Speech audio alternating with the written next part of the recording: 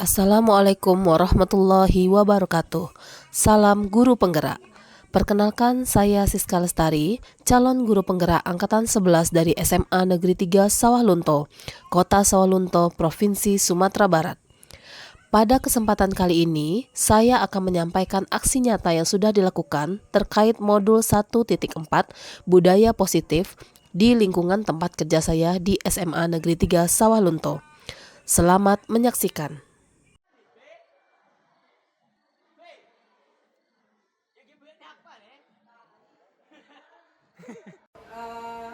Kita mulai kegiatan destinasi aksi nyata dari kami peserta pelatihan guru penggerak angkatan 11 dari SMA Negeri 3 Sawah Lunto. Hari ini kami akan melaksanakan aksi nyata terkait modul 1.4 ya.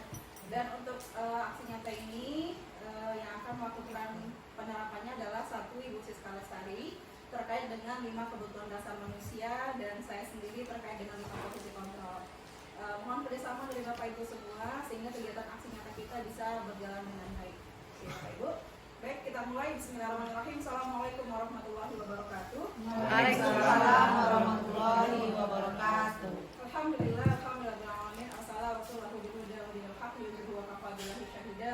Asyhadu an la ilaha illallah wa asyhadu anna Muhammadar Rasulullah sallallahu alaihi wasallam wa nabiyyi ba'du. Yang sama-sama kita hormati Ibu Kepala SMA Negeri 3 Sawah Lunto beserta seluruh unsur pimpinan. Dan yang kami muliakan, yang kami hormati Bapak Ibu tenaga kependidikan SMA Negeri 3 Sawah Lunto. Puji dan syukur kepada Allah Subhanahu wa taala, pada hari ini kita diberi kesempatan untuk mengikuti kegiatan aksi nyata terkait pemaparan atau pelaksanaan modul 1.4 tentang budaya positif. Mudah-mudahan dengan apa yang kita lakukan hari ini menjadi suatu berkah ilmu bagi kita semua. Salam dan salam kepada Rasulullah yang besar Muhammad SAW dengan lafaz Allahumma sholli ala sayyidina Muhammad wa ala sayyidina Muhammad. Baik Bapak Ibu semua, untuk kegiatan awal ini mari kita dengarkan dulu arahan pengantar dari Ibu Kepala Sekolah yaitu Bu Ardiani. Bapak Ibu kita persilakan. Assalamualaikum warahmatullahi wabarakatuh. Waalaikumsalam warahmatullahi wabarakatuh. Kata-kata penghormatan kita kembangkan pada pembicara sebelumnya.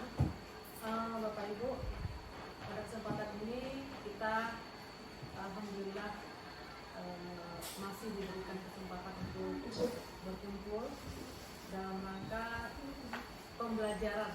Ya, pembelajaran ini adalah salah satu termasuk kegiatan menyebarluaskan atau diseminasi dari rekan-rekan guru penggerak, calon guru penggerak yang ada di SMA Negeri 3 Sawah Lunto.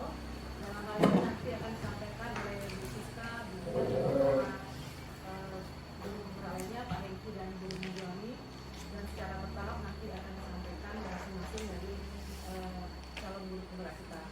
Nantilah pada kesempatan ini akan disampaikan tentang budaya positif, yang mana budaya positif ini adalah sesuatu yang nantinya mengakar pada karakter siswa kita dan pada budaya sekolah kita. Sangat besar harapan kita dengan adanya diseminasi kali ini dari para calon guru penggerak kita, maka kita semua memahami apa dari makna dari budaya positif, kemudian bagaimana pelaksanaannya, bagaimana hasil yang ingin kita capai, apa dampaknya terhadap sekolah. Mudah-mudahan dengan diseminasi kali ini tercapai apa yang menjadi tujuan dari kegiatan aksi nyata pada kesempatan ini. Dan pada Bapak Ibu calon guru penggerak, kami berharap tidak hanya sampai di sini saja nanti, tidak hanya sampai di kegiatan aksi nyata, sosialisasi, diseminasi pada hari ini saja, tapi betul-betul kita kawal, ya, kita kawal ini pergerakan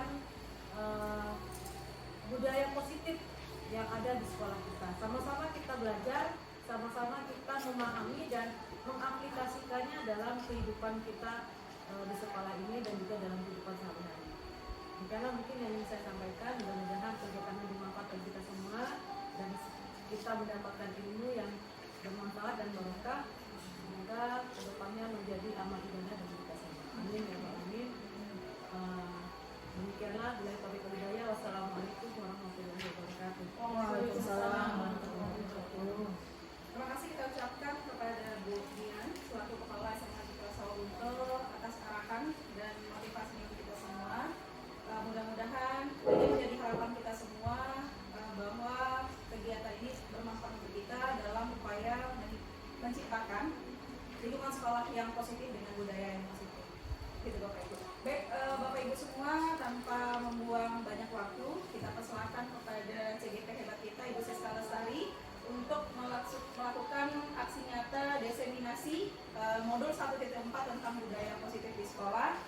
Tema yang diangkat atau topik yang diangkat oleh Bu Siska adalah tentang 5 motivasi dan 5 kebutuhan dasar manusia.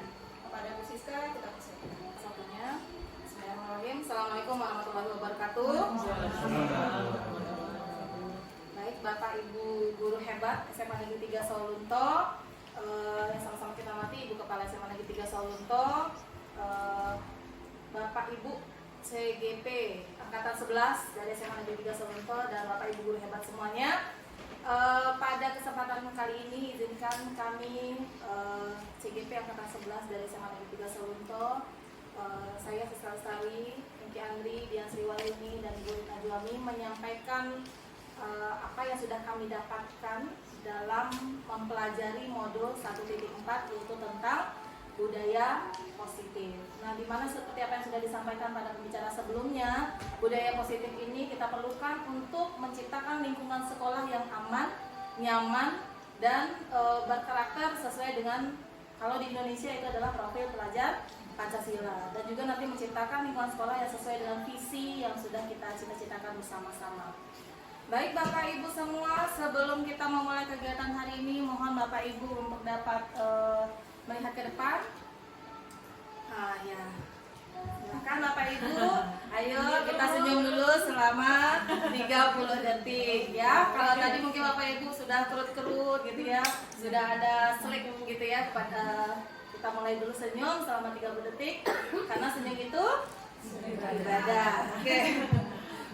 Baik Bapak Ibu, terima kasih atas senyum Bapak Ibu semuanya. Jadi tujuan diseminasi kami pada kesempatan kali ini adalah kami menyampaikan pembelajaran dari penerapan konsep inti dari modul budaya positif serta pemahaman konsep-konsep inti dalam modul budaya positif. Serta di sini kami juga ingin membagikan pengalaman yang sudah kami lakukan dalam penerapannya di kelas. Nah, seperti apa pertemuan yang sudah kita ikuti, ada baiknya kita menyepakati dulu kesepakatan dalam kegiatan diseminasi ini. Apakah Bapak Ibu ada keberatan dengan kesepakatan yang kami sampaikan di depan? Ada yang perlu dikurangi? Ada yang perlu ditambahkan? Saling menghargai, menjadi pendengar yang baik. Izin saat meninggalkan ruangan, kemudian makan dan minum diperbolehkan, tapi dengan tenang. Kemudian berpakaian yang rapi dan sopan. Di mana Bapak Ibu? Bapak Bu Misra? Jadi peserta yang aktif. Oke. Ya. Benar Pak. Benar ya. Aktif berpartisipasi. Tapi jangan terlalu aktif. Ada lagi Bapak Ibu? Sudah ditambahkan oleh Bu Misra menjadi peserta yang aktif? Cukup? Ya, cukup. Pas ya. Oke. Inilah kesepakatan yang kita sepakati dalam diseminasi kali ini. Jadi diseminasi kita pada kegiatan modul 1.4 budaya positif ini mengangkat topik ada 7. Yang pertama tentang disiplin positif, kemudian ada nilai kebajikan, yang ketiga motivasi perilaku manusia berkaitan dengan hukuman dan penghargaan, kemudian ada kebutuhan dasar manusia, yang kelima ada keyakinan sekolah atau keyakinan kelas, kemudian ada posisi kontrol restitusi, kemudian yang ketujuh ada segitiga restitusi. Jadi pada kesempatan kali ini saya akan menjelaskan terlebih dahulu tentang disiplin positif, nilai kebajikan, dan motivasi perilaku. Dan nomor 4 gitu ya, nanti seterusnya akan ada pembagian dari CGP yang lainnya.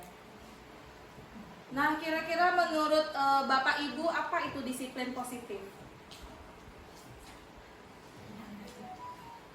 Apakah Bapak Ibu sudah tahu apa yang dimaksud dengan disiplin positif? Atau kata awalnya disiplin gitu ya? Kalau dulu disiplin, sekarang udah ada ditambahkan dengan kata-kata positif. Kira-kira apa itu Bapak Ibu disiplin positif? Suatu kegiatan makanya sifatnya berulang, jadi suatu keteraturan ya. Berulang sebagai keteraturan yang menghasilkan hasil yang positif di sini. Oke, baik. Itu pendapat yang bagus sekali dari Ibu Misra. Jadi suatu keteraturan. Disiplin itu suatu tindakan atau kegiatan yang dilakukan secara teratur begitu. Ada lagi Bapak Ibu? Tidak? Ya. Jadi apa yang sudah disampaikan Bu Misra itu sudah mencakup sebenarnya apa yang disebut dengan disiplin itu sendiri dan disiplin positif gitu ya. Jadi semua tindakan kita yang sudah teratur, jadi kita disiplin positif itu mengajarkan murid kita untuk bertindak, dia bertanggung jawab dan sadar akan perbuatan yang dilakukannya. Jadi apa yang dilakukan itu tumbuh dari motivasi dari dalam dirinya sendiri, ya, dari dalam dirinya sendiri, motivasi intrinsik dari dalam dirinya, bukan paksaan, bukan karena hukuman ataupun karena penghargaan gitu ya. Jadi munculnya itu dari dalam dirinya sendiri. Nah, itu yang ingin kita tumbuhkan di sini dengan adanya disiplin positif. Jadi bagaimana caranya kita menumbuhkan disiplin positif itu? Tentu dengan adanya pembiasaan, ya. Kita memang harus melakukan pembiasaan dan juga dibutuhkan kesabaran. Ya Bapak Ibu ya, memang itu agak sulit, tapi insya Allah dengan teraturnya kita lakukan, insya Allah nanti lama-lama, lambat laun, disiplin positif akan terwujud gitu. Lanjut. Nah, ini ada yang namanya nilai-nilai kebajikan. Ya, nilai-nilai kebajikan. Kalau nilai-nilai kebajikan itu apa saja yang Bapak Ibu ketahui? Nah, jujur. Apalagi Bapak Ibu? Kreatif. Oke, apalagi Bapak Ibu? Saling menghargai. Tolong menolong. Kerjasama. Ya, banyak lagi Bapak Ibu semua ya. Jadi banyak sekali nilai-nilai kebajikan yang ada ya. Tapi yang diambil dalam sistem pendidikan Indonesia itu adalah seperti yang tertuang di dalam profil pelajar Pancasila. Jadi ada 6 dimensi yang kita ambil untuk nilai-nilai kebajikannya yang berlaku di kita. Jadi kita sekolahnya, dan kita sudah dipersempit lagi dengan visi sekolah kita gitu kan. Ada yang udah tahu Bapak Ibu visi sekolahnya yang terbaru? Unggul dalam prestasi, berakhlak mulia, berwawasan global, mandiri, dan berdaya saing, berwawasan lingkungan dan berdaya saing global. Jadi ada 2 yang kita ambil, ada akhlak mulia sini, dan ada satu lagi mandiri. Jadi itu dikhususkan lagi di sekolah kita. Jadi kalau yang secara Indonesianya ini ada 6 yang diambil nilai kebajikannya. Begitu Bapak Ibu. Jadi itu tadi sudah 2 konsep inti yang saya jelaskan. Yang pertama tadi tentang disiplin positif, yang kedua tentang nilai kebajikan. Lanjut. Nah, ini kita ingin menumbuhkan motivasi dalam diri, baik itu siswa maupun kita sendiri gitu ya. Nah, kita sendiri juga motivasi perilaku manusianya juga harus dimunculkan dari dalam diri sendiri. Kira-kira apa Bapak Ibu motivasi kita melakukan sesuatu? Apakah ada yang masih karena hukuman, karena paksaan, karena ingin dapat penghargaan gitu ya? Atau memang sudah yakin, oh saya memang harus mencontohkan, jadi tumbuh dalam diri sendiri nilai-nilai bahwasanya saya harus disiplin, saya harus menghargai waktu misalnya gitu. Sudah tumbuh dalam diri kita gitu ya Bapak Ibu ya. Jadi ada 3 motivasi kita dalam perilaku. Yang pertama untuk menghindari ketidaknyamanan atau hukuman. Masih ada Bapak Ibu? Ya, bisa dijawab dengan hati aja.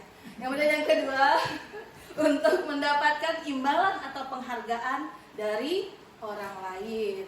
Nah, yang ketiga untuk menjadi orang yang mereka inginkan dan menghargai diri sendiri dengan nilai-nilai yang mereka percayai. Jadi mana Bapak Ibu yang bagus di antara 3 motivasi ini kira-kira? Nomor 3. Nomor 3 ini nah yang akan kita munculkan nantinya dari penerapan disiplin positif. Ya, penerapan disiplin positif. Jadi ini tujuan dari disiplin positif itu menanamkan motivasi yang ketiga.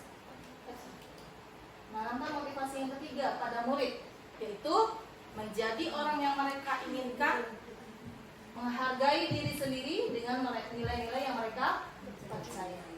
Karena ketika mereka telah memiliki motivasi tersebut, mereka telah memiliki motivasi intrinsik yang berdampaknya itu panjang, ya, dampaknya panjang dan tidak akan terpengaruh pada adanya hukuman atau hadiah. Jadi kalau sudah muncul motivasi intrinsik ini, gimana Bapak Ibu kira-kira mengajarnya?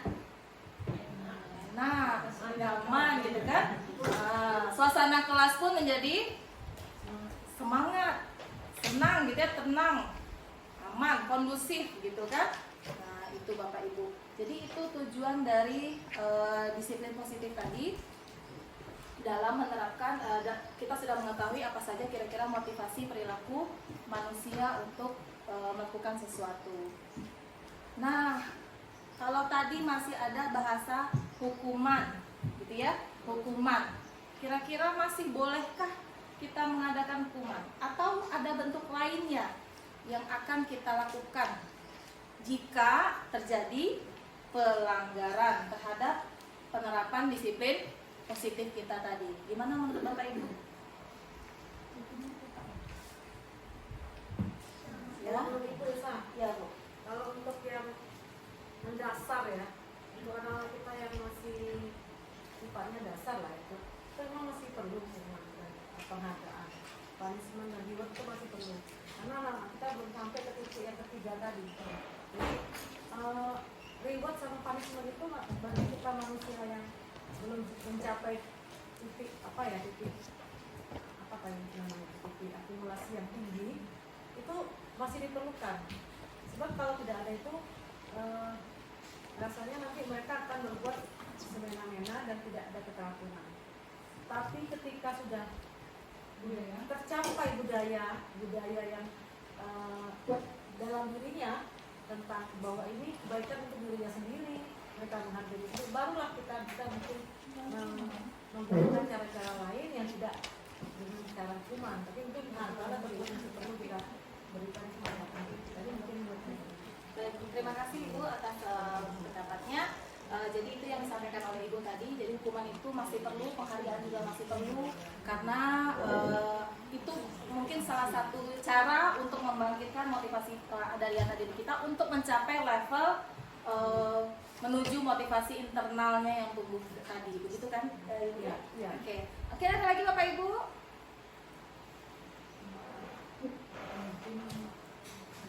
Perbaikan kita idenya sama, maka jangan kita pakai istilah hukuman lah, sanksi gitu ya, sanksi. Jadi tidak sedikit nampak nilai kebersamaan di sanksi. Sanksi itu artinya melanggar nilai kesepakatan. Jadi kalau kita kasih hukuman itu seakan-akan kita suatu yang diberatkan ke dia karena obat tanpa ada kesepakatan. Jadi istilah aja. Baik, terima kasih. Luar biasa sekali apa yang disampaikan Bu Misra. Jadi tidak hukuman sifatnya, tapi bahasanya lebih ke sanksi dan itu lebih melunak lagi gitu ya. Maksudnya apa yang sudah mereka langgar itu ada konsekuensinya begitu ya. Nah, kita masuk ke sini lagi ya. Jadi dari apa yang sudah disampaikan tadi ada hukuman, ada konsekuensi dan ada restitusi. Ada 3 kata yang sering kita gunakan gitu ya dalam mengambil tindakan untuk mengatasi permasalahan yang terjadi. Nah, apakah hukuman, konsekuensi dan restitusi ini sama ya? Apakah mana yang baik? Apakah hukuman, konsekuensi atau restitusi? Bapak Ibu bisa lihat dalam tabel berikut. Jadi hukuman itu lebih bersifat tidak terencana. atau tiba-tiba. Dan dia bersifat satu arah saja. Biasanya tanpa kesepakatan dari murid, guru langsung memberikan apa gitu hukumannya, tindakannya apa gitu ya. Jadi itu bersifat satu arah. Kemudian yang ketiga bisa berupa fisik atau psikis, ya. Berarti ada kata-kata yang kurang baik mungkin dalam bentuk verbal, kadang kita tidak sengaja terucap gitu ya, itu juga termasuk bentuk hukuman ternyata gitu ya. Kemudian sedangkan yang kedua, konsekuensi itu sudah terencana atau sudah disepakati. Jadi antara murid dengan guru, dengan orang tua dengan anak gitu ya. Jadi itu termasuk bentuk konsekuensi yang sudah kita buat bersama, tapi masih dalam bentuk nanti akan muncul masih tidak nyaman dalam jangka waktu pendek, ya. Masih ada kita temui guru senantiasa memonitor murid dan murid masih terpaksa melaksanakan kegiatan itu, belum sepenuhnya muncul motivasi dari dalam dirinya, begitu ya. Nah, kita harapkan nanti yang ketiga adanya tindakan yang ketiga yaitu dengan melakukan restitusi. Restitusi ini kondisi bagi murid untuk memperbaiki kesalahan mereka sehingga mereka bisa kembali pada kelompok mereka dengan karakter yang lebih kuat. Di mana proses kolaboratif yang di sini antara guru dengan murid itu mengajarkan murid untuk mencari solusi atas masalah mereka. Jadi kita harapkan nanti mereka yang menyadari kesalahannya sendiri, mereka yang menemukan solusi atas permasalahannya sendiri. Jadi kita hanya melihat gitu bagaimana pelaksanaan dari tindakan mereka. Nah, setelah Bapak Ibu mengetahui apa beda hukuman dan konsekuensi serta restitusi, sudah jelas ya Bapak Ibu? Jadi nanti penerapannya kita di kelas, di lapangan, di meja piket gitu ya. Nah, jadi kita bisa membedakan mana itu yang hukuman, mana yang konsekuensi, dan mana yang restitusi. Nanti untuk restitusi akan dijelaskan lebih dalam oleh Pak Hegyan. Oke, Bapak Ibu, mohon dijawab dulu ini. Apakah ini termasuk hukuman atau konsekuensi? Yang pertama, nampak kelihatan Bapak Ibu? Mencatat 100 kali di dalam buku kalimat, saya tidak akan terlambat lagi karena terlambat ke sekolah. Hukuman. Lari mengelilingi lapangan basket 2 kali karena terlambat hadir di sekolah. Ya. Membersihkan coretannya yang dibuat di meja tulis. Konsekuensi. Ya. Kemudian murid diminta bertelanjang kaki sepanjang hari karena tidak menggunakan sepatu warna hitam sesuai peraturan sekolah. Kalau sudah sepakati. Ya, Bapak silakan. Semuanya itu bisa ada hukuman dan bisa konsekuensi. Ya. Tergantung kepada kesepakatan awal. Oke. Kalau dari awal kita sepakat untuk menjalankan itu ya konsekuensi.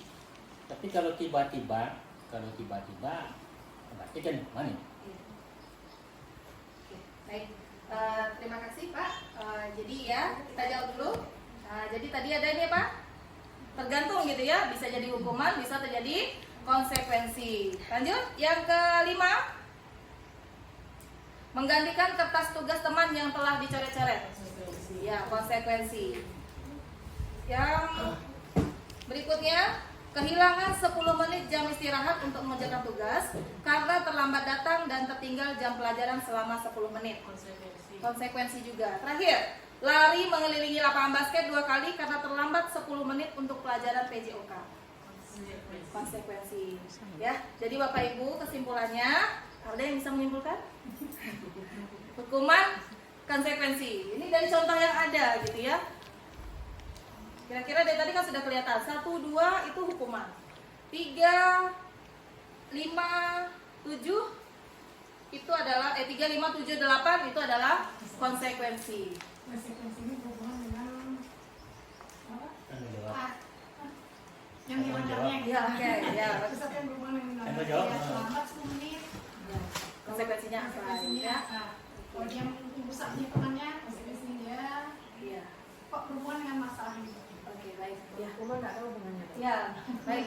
Ya, itu terima kasih Miss Yure atas respon terhadap jawaban Miss Yure. Jadi betul apa yang disampaikan Miss Yure. Jadi kalau dapat pelanggaran yang dilakukan, konsekuensinya juga sesuai dengan pelanggaran yang diperbuat, ya gitu ya. Jadi kalau bisa ada korelasi, gitu. Ada korelasi dan itu nanti ada menimbulkan sifat jera, gitu ya, sifat jera, gitu, dan pembelajaran juga sehingga nantinya motivasi internal itu akan tumbuh dalam diri murid-murid kita atau anak-anak kita, gitu ya. Ini untuk anak-anak kita juga di rumah sama, gitu ya kan, perlakuannya, gitu. Langsung mana?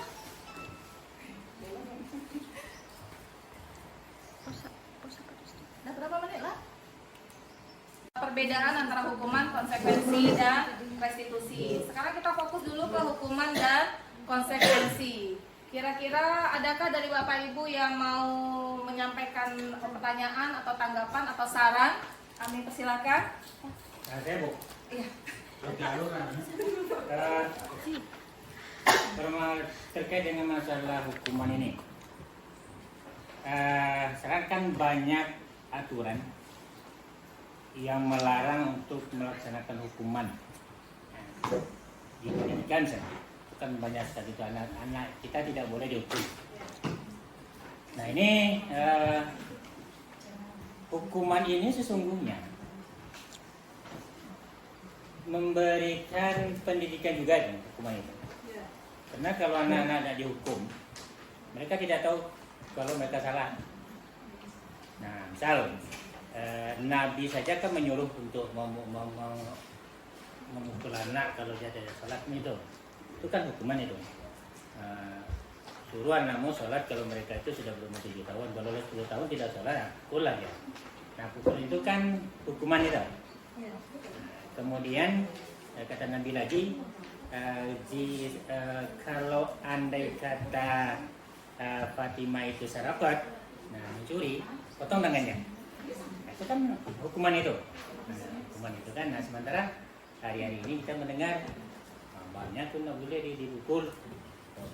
Konsekuensi dari pukulan itu adalah HAM. Kan larinya ke HAM. Nah, jangan-jangan nanti kalau tidak ada hukuman terhadap anak-anak ini, mereka dibiarkan saja berbuat sekehendak hatinya. Nah, lalu melakukan hal-hal yang barangkali di luar batas lah ya. Nah, tidak ada hukuman, tentu saja mereka tidak akan jera, efek jera tidak ada. Nah, sikap kita dalam kondisi seperti itu bagaimana ya? Oke. Baik, Bapak. Terima kasih atas apa yang Bapak berikan. Ada yang mau namakan dulu? Direstitusi pada Oke. Restitusi sama Bu Dian ya? tapi jawabannya beda. Ya, mungkin mengantar aja gitu ya Pak ya. Jadi bukan berarti kita tidak memberikan hukuman, tidak. Tapi nanti ada bagaimana caranya supaya apa yang perilaku yang kita inginkan dari murid kita kah atau dari anak kita kah itu bisa muncul seperti apa yang kita harapkan. Itu nanti ada langkah-langkah yang akan kita terapkan. Ada nanti langkah-langkahnya Pak. Dan itu namanya segitiga restitusi. Nanti ada 3 langkahnya. Kami ada pembagiannya nanti Pak. Mungkin Bapak akan bisa lebih dapat penjelasannya mengenai bagaimana cara melakukan segitiga restitusi itu. Mulai dari menstabilkan identitas, memvalidasi tindakan yang salah, dan yang ketiga itu menanyakan keyakinan. Itu ya Pak ya. Nah, jadi itu jawaban sementara saya. Nanti untuk lebih dalamnya akan disampaikan oleh pemateri yang ketiga. Ada lagi Bapak Ibu? Jadi yang saya sampaikan tadi ini mana tadi? Ini yang sampaikan ini 3 ini gitu ya. Jadi kalau ini agak kerasnya gitu ya. Ini keras, ini mediumnya. Nah ini lunaknya gitu ya, tahap lunaknya. Tapi dia di sini ada efek jerahnya nanti akan timbul di diri murid itu. Nah kita memang bertahap melakukannya Bapak Ibu. Tidak mesti harus langsung hari ini juga, kamu besok ibu lihat tidak terlambat lagi harus pakai sepatu ini segala macam gitu ya. Nah, tidak seperti itu. Memang kita harus bertahap. Kita harus memulainya lagi, memulai sesuatu yang baru, sesuatu yang merubah gitu ya. Memang kita harus merubah pemikiran kita, merubah paradigma kita, berangsur-angsur sehingga nantinya arah pendidikan kita menjadi lebih baik. Nah, gitu Bapak Ibu. Nah, tadi sudah konsekuensi. Ada lagi Bapak Ibu hukuman, konsekuensi dan restitusi? Ada pertanyaan lagi?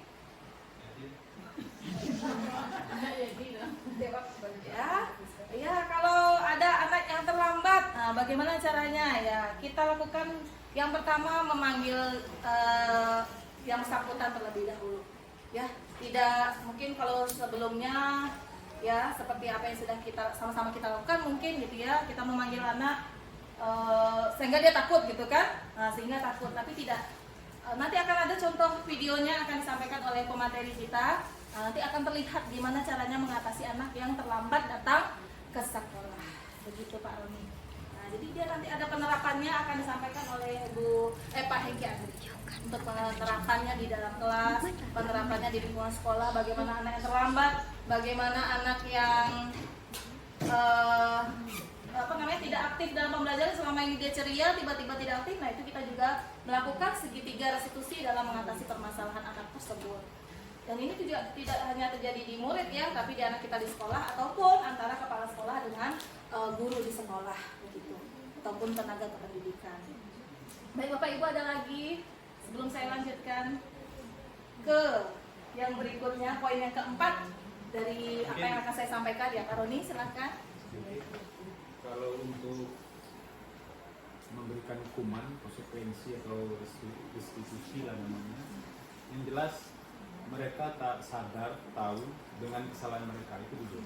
Ya, betul. Sehingga dengan kesalahan mereka itulah kan bisa memperbaiki diri dan menjadi lebih baik lagi. Iya. Ini itu intinya. Iya.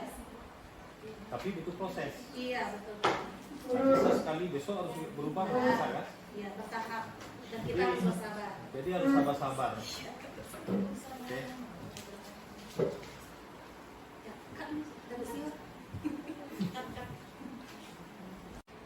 Baik, ya terima kasih Pak Roni atas sarannya yang disampaikan oleh Pak Roni dan kesimpulannya terkait dengan penerapan nantinya restitusi gitu ya. Nanti itu lebih jelasnya Bapak Ibu akan dijelaskan oleh pemateri yang ketiga atau keempat gitu ya, tentang penerapan segitiga restitusi. Seperti yang disampaikan Pak Roni tadi ya. Jadi anak itu memang menyadari dulu apakah dia salah gitu ya. Mereka salah, mereka tahu kalau mereka salah. Jadi mereka meyakini ya mereka salah. Ada nilai kebajikan yang dia langgar. Nilai kebajikan yang kita sebutkan tadi ada yang mereka langgar.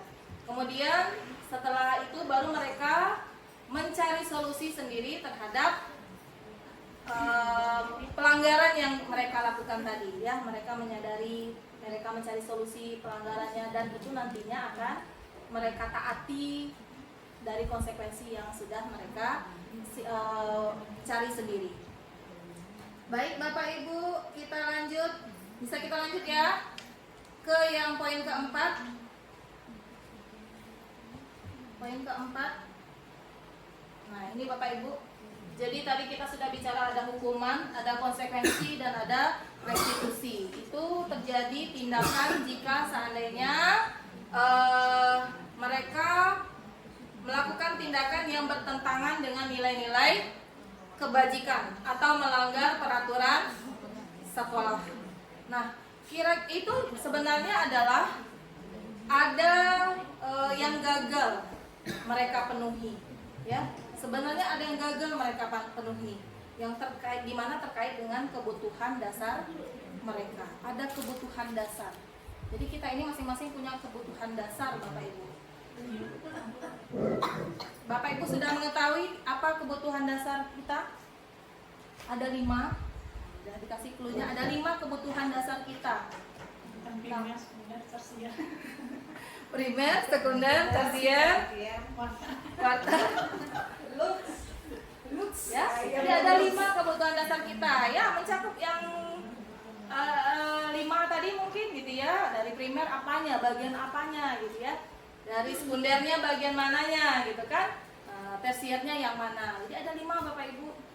Kira-kira apa Bapak Ibu? Kebutuhan dasar yang menyebabkan seseorang itu melanggar aturan, membuat kita sebel gitu ya, membuat kita sebel di kelas. Kebutuhan untuk hidup aman. Bu Misra? Fisiknya. Makan, oke. Kebutuhan akan kenyamanan batin. Kenyamanan batin, oke. Ada lagi? 3 baru Bapak Ibu. Perlindungan. Ya, rasa aman dari sama ya. Kita 3 baru. Ada lagi Bapak Ibu? Kawan kasih sayang. Kasih sayang. Ya, ada lagi Bapak Ibu? Diterima di lingkungannya. Kasih sayang dan rasa diterima. Dia rasa diterima oleh lingkungannya. Dia pengennya dia ada gitu ya. Yang Uang kasih masuk nggak, uang uang? bukan kasih sayang, kasih kopi. Materi. Kira-kira apa Pak? Materi. Kebutuhan akan materi. Oke. Iya, iya. Oke ya. Dari jawaban Bapak Ibu tadi semuanya sudah benar, gitu ya, sudah benar dan sudah include dari 5 yang akan saya sebutkan, termasuk tadi apa? Kebutuhan untuk perlindungan, kebutuhan untuk rasa aman, kebutuhan untuk makan, gitu ya. Nah itu disimpulkan 1, namanya kebutuhan bertahan hidup. Ya, kebutuhan bertahan hidup. Kemudian yang kedua, dia ingin diperhatikan, dia ingin disayangi, ingin diakui, keberadaannya ada di sana, gitu ya, ingin diterima oleh teman-temannya. Nah itu namanya kebutuhan kasih sayang dan rasa diterima. Kemudian yang ketiga, dia tidak ingin diatur. Terserah saya mau belajar seperti apa gitu contohnya gitu kan. Nah itu namanya kebebasan, kebutuhan kebebasan. Kemudian saya penguasa di lokal ini gitu ya. Itu mungkin ada kan anak-anak kita temui. Saya kalau sama dia saya takut Bu. Berarti kan ada kebutuhan yang ingin dipenuhi oleh salah satu anak tadi. Namanya kebutuhan apa Bapak Ibu? Dia ingin diakui, dia ada di lokal itu oleh teman-temannya takut ke dia gitu ya. Nah itu salah satu contohnya. Berarti ada kebutuhannya yang gagal belum terpenuhi. Namanya adalah kebutuhan akan penguasaan, ya penguasaan. Kemudian yang kelima, kira-kira apa Bapak Ibu?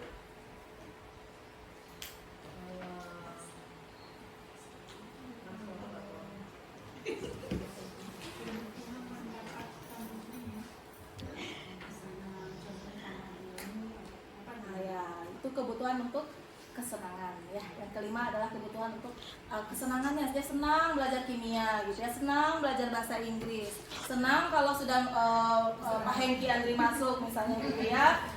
Itu juga termasuk 5 kebutuhan dasar manusia. Atau tiba di rumah senang kalau papanya pulang, tapi kalau mamanya pulang, ya itu salah satunya contohnya juga gitu Bapak Ibu ya. Jadi ada 5 kebutuhan dasar manusia yang harus kita tahu, harus kita pahami. Yang pertama tadi apa Bapak Ibu? Ulangi.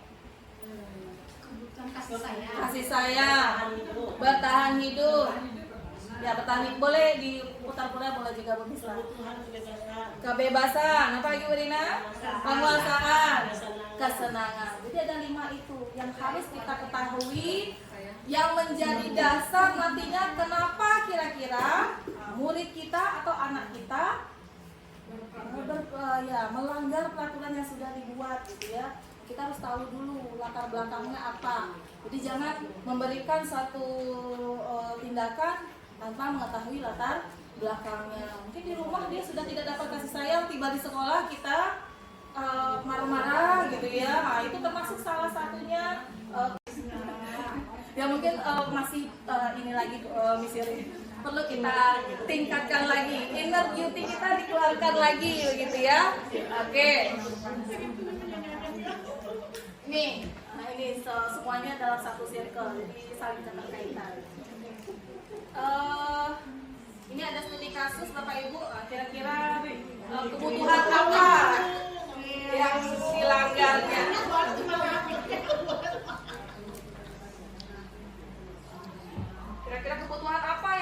gagal terpenuhi dalam diri si Fikri ini Bapak Ibu?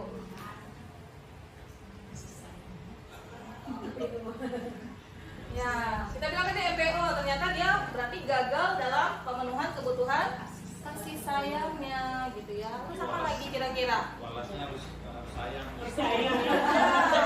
Karena nanti berdasarkan ini dari kasus yang ada, itulah cara kita nanti melakukan tindakan segitiga restitusinya. Jadi kita kenali dulu kebutuhan dasar apa yang salah, yang belum terpenuhi dari diri anak-anak kita, gitu ya. Nah, jadi begitu Bapak Ibu. Ini kira-kira ini apa lagi? Apakah hanya kasih sayang saja? Cukup kasih sayang di sini? Tadi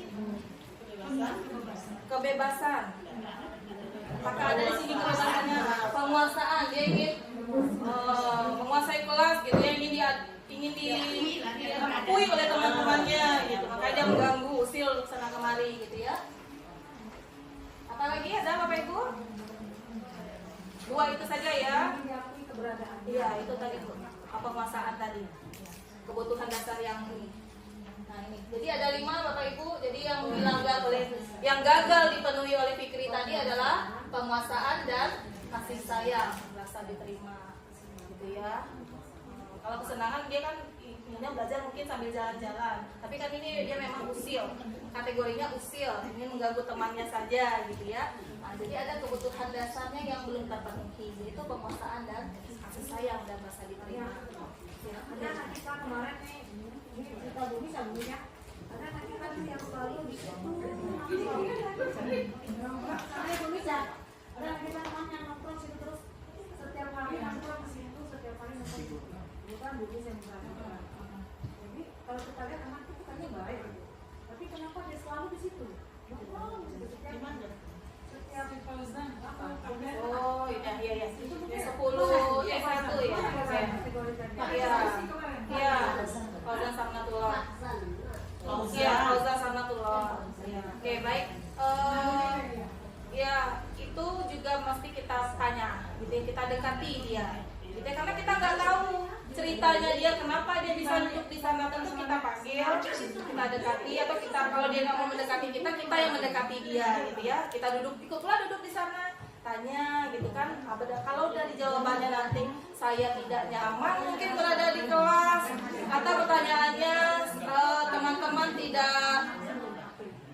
dia tidak bisa bersosialisasi dengan teman-temannya ya, karena dia kondisi lingkungan tempat tinggalnya jauh dari teman-teman yang ada di dalam kelasnya. Iya, itu satu. Jadi kita harus tanyakan dulu, apakah dia memang suka menyendiri. Kalau suka menyendiri tentu kebutuhannya ya dia kesenangannya situ menyendiri gitu ya. Ya itu. Jadi kita memang gitu Bu, memang harus kita yang kita panggil anaknya atau kita dekati anaknya untuk melakukan tanya jawab gitu ya. Kita tanyakan ke dia, bisa ke wali kelas, bisa ke guru yang ada juga boleh Ibu, nggak mesti sekarang ya.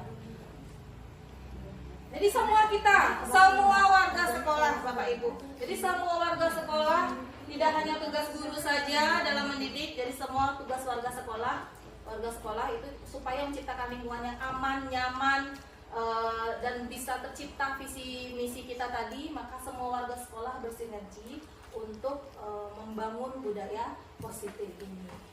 Ya, insya Allah kalau semua kita sudah bekerja sama, bersinergi, berkolaborasi, maka budaya positif akan membudaya di sekolah kita, ya.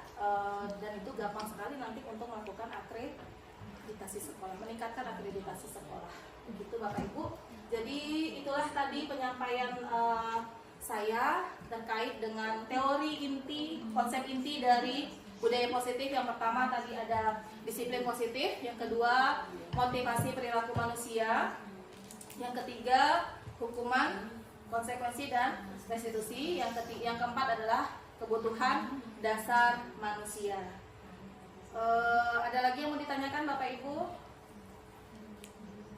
Cukup? Oke, baik. Terima kasih Bapak Ibu atas perhatiannya. Demikianlah pemaparan saya terkait dengan 4 konsep inti yang terdapat di dalam budaya positif. Semoga apa yang sudah saya sampaikan dapat kita amalkan bersama-sama, dapat kita terapkan bersama-sama di dalam pembelajaran kita maupun di lingkungan sekolah dan juga di lingkungan keluarga. Dari saya, salah dan jangan mohon maaf. Wabillahi taufiq wal hidayah. Wassalamualaikum warahmatullahi wabarakatuh.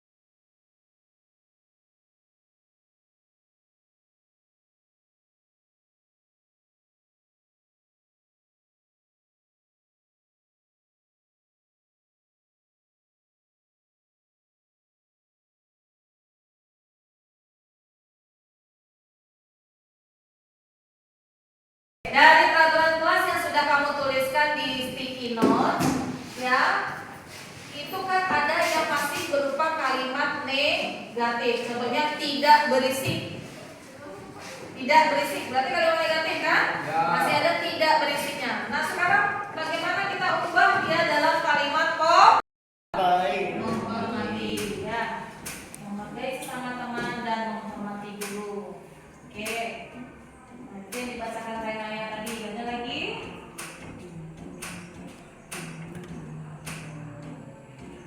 Tidak merusak kelas. Nah, itu kalimat positif atau negatif? Negatif. Negatif. Positifnya apa?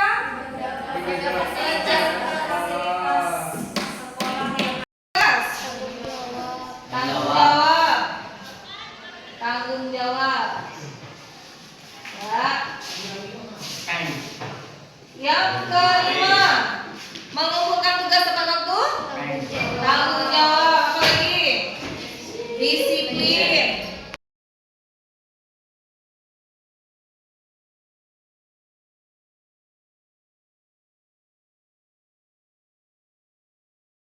Demikianlah aksi nyata diseminasi dari modul 14 Budaya Positif oleh Siska Lestari, CGP Angkatan 11 Kota Sawalunto, Provinsi Sumatera Barat. Semoga bermanfaat. Terima kasih. Salam Guru Penggerak.